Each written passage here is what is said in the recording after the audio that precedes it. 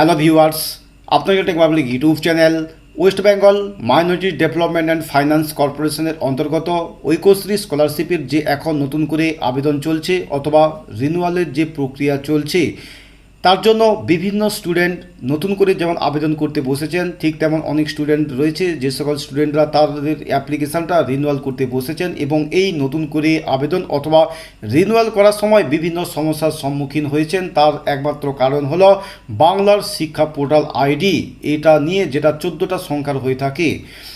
এখানে আমি একটা স্টুডেন্টের রিনিউয়াল করতে বসেছি এবং এই স্টুডেন্টের যে অ্যাপ্লিকেশান নম্বর দিয়ে সমস্ত কিছু আমি কমপ্লিট করার পর ফাইনাল যে স্টেজ রয়েছে যেখানে আইডেন্টিফিকেশান প্রুফ এবং এখানে আধার কার্ডের নম্বর বসিয়েছি এবং এই স্টুডেন্টের যে বাংলা শিক্ষা পোর্টাল আইডি, এই স্টুডেন্ট যে শিক্ষক মহাশয়ের কাছ থেকে নিয়ে এসেছে সেই আইডি নাম্বার বসিয়ে যখন আমি এখানে সাবমিট অ্যান্ড নেক্সট বটনে ক্লিক করেছি, তখন এইরকম একটা এরর মেসেজ শো করছে। আপনাদের মধ্যে অনেকে রয়েছেন যারা এই সমস্যার মধ্যে অলরেডি সম্মুখীন হয়েছেন।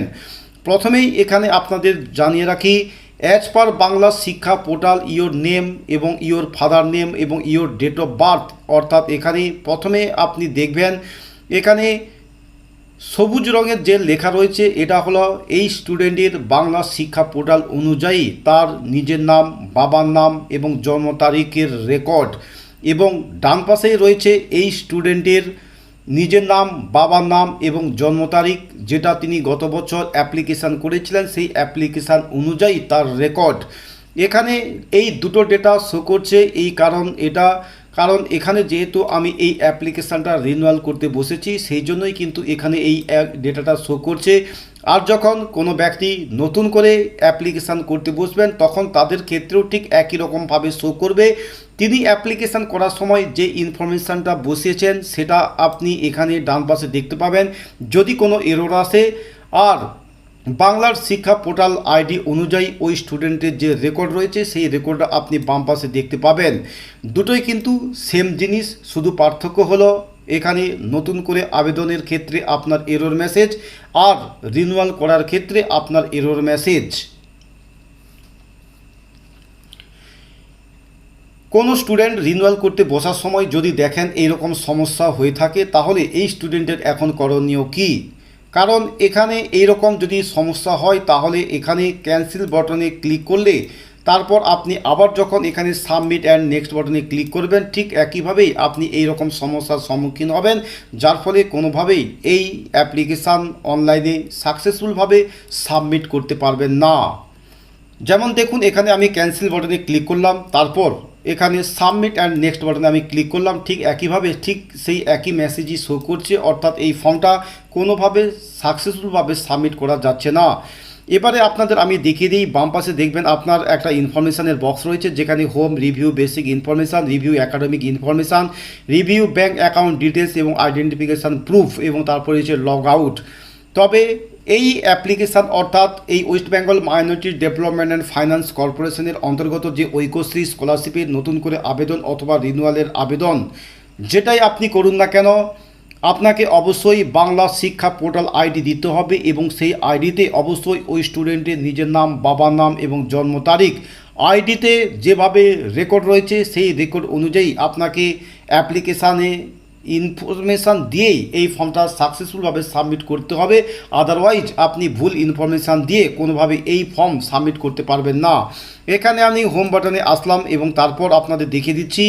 এখানে দেখবেন আপনি দুটো অপশান দেখতে পাবেন, তার মধ্যে যেমন প্রথমেই রয়েছে আপনার রিনিউ অ্যাপ্লিকেশান এবং ডান পাশে রয়েছে উইথড্র অ্যাপ্লিকেশান, এবং এখানে একটা লাল রঙের একটা মেসেজ আপনি অবশ্যই লক্ষ্য করে দেখবেন যেখানে লেখা রয়েছে all fields under renewal category are not editable except for change in IFC, যেখানে hosteller or day scholar and or percentage of marks for all other changes please apply as a fresh application for 2022-23 session. অর্থাৎ যদি দেখেন যেটা already আপনাদের আমি দেখিয়েছি যে এররটা এসেছে, এইরকম যদি এরর আসে তাহলে আপনি কোনোভাবেই এই ফর্মটা সাকসেসফুলভাবে সাবমিট করতে পারবেন না। এর একটাই রাস্তা হলো এই ফর্মটা অবশ্যই আপনাকে উইথড্রল করে নিতে হবে। উইথড্রল করে নিয়ে তারপর এই স্টুডেন্টের জন্য আপনি ফ্রেশভাবে আবেদন করবেন। তবে অবশ্যই যদি আপনি কোনো স্টুডেন্টের রিনিউয়াল করতে বসেন এবং এই রকম যদি এরর মেসেজ দেখতে পান, তাহলে অবশ্যই এই স্টুডেন্টের বাংলা শিক্ষা পোর্টাল অনুযায়ী যে রেকর্ড রয়েছে, যেমন নিজের নাম, বাবার নাম এবং জন্ম তারিখ, এটা অবশ্যই আপনি প্রথমে নোট করে নেবেন এবং নোট করে নেওয়ার পর তারপর এই ফর্মটা উইথড্রল করে নতুন করে অর্থাৎ ফ্রেশ করে আপনি অ্যাপ্লিকেশান করবেন। এটাই হলো আপনার এই সমস্যার সমাধান। এখানে আপনাদের আরেকটা জিনিস বলে দিই, এখানে যে বাংলা শিক্ষা পোর্টাল যে আইডি, যেটা 14টা ডিজিটের হয়ে থাকে, এটা প্রত্যেকটা স্টুডেন্টের ক্ষেত্রে 14টা ডিজিটের হয়।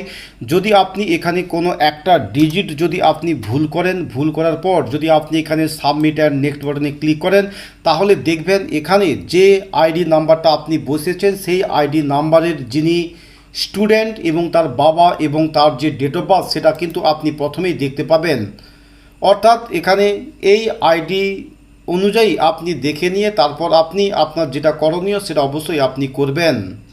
এই হলো আজকের এই ভিডিওটা ভালো লাগলে অবশ্যই একটা লাইক দেবেন এবং ভিডিওটা যদি ইনফরমেটিভ বলে মনে হয় তাহলে অবশ্যই এই ভিডিওটা বেশি বেশি করে বন্ধুদের মধ্যে শেয়ার করবেন এবং চ্যানেলে যদি এখনও পর্যন্ত নতুন হয়ে থাকেন এবং চ্যানেলটা যদি সাবস্ক্রাইব করে থাকেন তাহলে অবশ্যই চ্যানেলটা সাবস্ক্রাইব করে অল নোটিফিকেশান অন করে রাখবেন আমার চ্যানেলের পরের ভিডিও সবার আগে পাওয়ার জন্য। পরের ভিডিও পাওয়া পর্যন্ত আপনি ভালো থাকুন, সুস্থ থাকুন, হ্যাভ এ নাইস ডে।